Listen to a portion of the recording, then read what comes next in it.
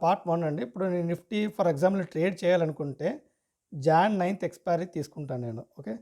John ninth expiry తీసుకొని నేనేం చేస్తానంటే నాకున్న టెక్నికల్ నాలెడ్జ్‌లో నేను ఇక్కడి నుంచి 23,800ని సెల్ చేద్దామని నేను అనుకుంటున్నాననమాట. ఎందుకంటే నా వ్యూ మార్కెట్ బుల్లిష్ సైడ్ వెళ్తదని. సో, 300 పాయింట్స్ రేంజ్ తీసుకుంటే చాలామందిరు ఎట్ దెమ్ అనేది ఐడెంటిఫై చేస్తారు. నేను కొంచెం దూరంగా ఐడెంటిఫై చేస్తున్నాను. 300 పాయింట్స్ గ్యాప్ చూడండి. 23,500, 23,800, 24,100.